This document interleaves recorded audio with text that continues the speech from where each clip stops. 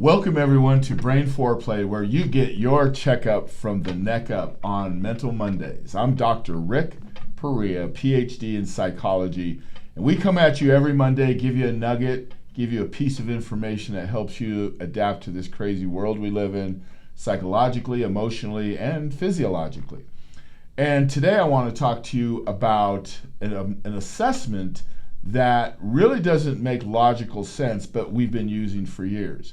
But first, I want you to hear my voice, because you see my voice is baritone and I really don't require a microphone, but I'll use one anyway to make sure the ladies hear what I say. I had to just spit that for a minute. So think about this. We in our society use quantitative assessments all over the place. We use them in sports, we use them in education. We use quantitative assessments really to measure most anything that can be measured. But here's the fallacy in all that. A lot of times we're measuring a qualitative experience with a quantitative methodology. Let me explain that. So qualitative experience can largely be described as human interaction, the human experience of education, the human experience of sports, the human experience of relationships.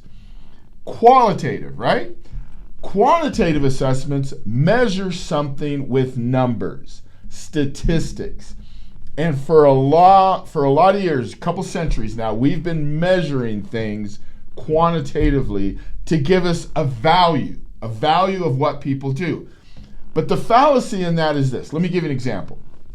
I have a daughter that used to play soccer at Arizona State. They were playing UCLA one time in a game of soccer. And as most of you know, a soccer game is 90 minutes long. So in the 89th minute, it's still 0-0. It looks like it's going to end in a tie.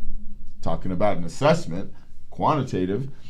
So in the 89th minute, 30 seconds left, UCLA's forward has the ball going up the right side. ASU defender falls down. Long story short, that UCLA forward was able to slot the ball in the corner of the net, 1-0, UCLA wins. As I look down at the teams, I look at UCLA and they look like they've just won a national championship. They're jumping up and down, they're going crazy, celebrating. I look over at the Arizona State team and they got their chin in the dirt. They're like in dismay. And I thought to myself at that moment, there's something wrong with this picture. How can you play and be a warrior for 89 minutes and 30 seconds, and in a split second, literally, because a defender falls, because a certain play happens, one team walks away like that, one team walks away like that. It didn't make sense. So I started to think with my PhD brain, I started to think, well, what we're doing is we're measuring a qualitative experience, human interaction, playing the sport with a quantitative methodology, score, and it doesn't make sense.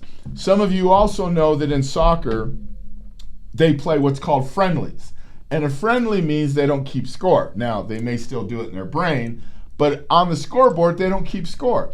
And guess what the result of that is? Players report they have more fun, they have more human interaction, there's more joy. So I would postulate this, that we fail to really recognize people's potential, people's acumen and competency when we measure things quantitatively all the time.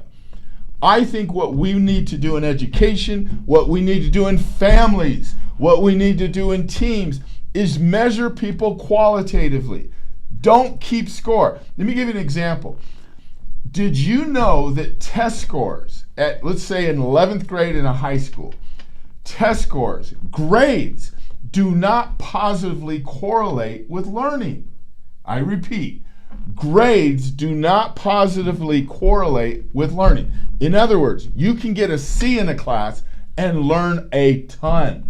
You can get an A in a class and learn nothing. So what we've got to understand that a quantitative measurement, numbers, statistics, do not tell the whole story. In fact, they may not tell much of the story at all. I once had a college professor in my PhD program, and she said this, and it's always stood with me. She said, all a test measures is how well you take a test. It doesn't necessarily measure content knowledge, content acquisition. And so what I want you to understand, people, is we've got to stop measuring things quantitatively that are qualitatively oriented. It just does, the juxtaposition of that doesn't work. And so in other words, instead of measuring a student's ability and conceptualization of a topic quantitatively on a test, a written test, a verbal test, let them explain it. Let them talk about it. Let them develop it. That's more qualitatively oriented. Because there are some kids, when they're forced to choose A through D, the answer doesn't ring in their brain, and so they don't get it right. But if they could qualitatively explain it and develop it, then there's a qualitative assessment based on a qualitative experience of learning the content. And so this piece in psychology, in research, really in everyday life, really needs to be revamped, especially in the educational system, because we're losing too many students that are qualitative geniuses. Qualitative geniuses, and they're getting tested in a quantitative methodology, and they're missing out. Did you know that so many students, if they don't have a certain GPA, if they don't have a certain test scores, they're recommended to not go to college, go to trade school?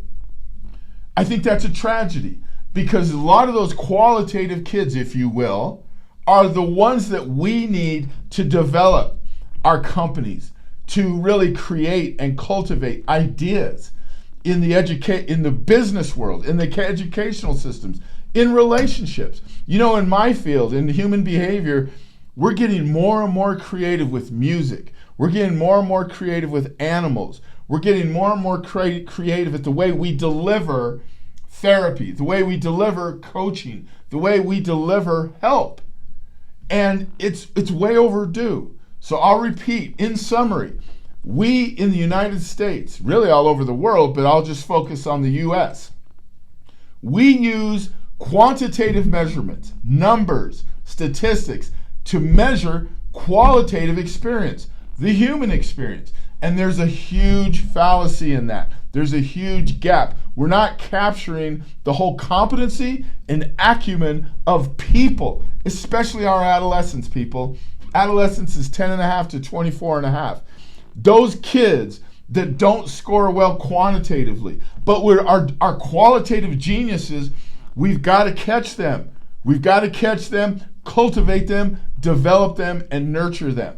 Did you know that 95% of dissertations up until the year 2005 were quantitative? Quantitative dissertations for people getting their PhD. Since that period, qualitative dissertations now make up 20% of dissertations. So what that means is we're taking a qualitative experience of people and behavior and now measuring it qualitatively, which is really helpful at understanding how to help people. You know, when we have research that shows, quantitatively, by the way, when we have research that shows 70% of people are not satisfied with therapy, okay? We need to wake up, people. We need to wake up in the human behavior field. We're not delivering it in a way that people are drinking our Kool-Aid. And the only way they're going to drink our Kool-Aid is that we make it qualitative. Qualitative experience with the qualitative behavior. People, I'm telling you, there's something to this, and we got to keep developing the qualitative assessment to measure the qualitative genius. You're listening to Dr. Rickperea here at Brain Foreplay, where you get your checkup from the neck up every Mental Monday. Love each other, trust each other, and believe in each other, because I love you.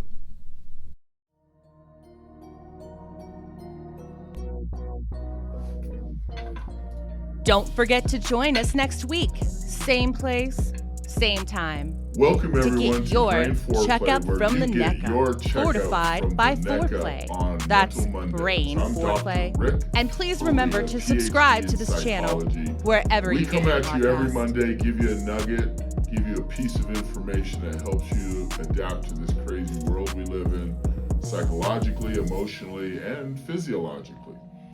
And today I want to talk to you about an assessment that really doesn't make logical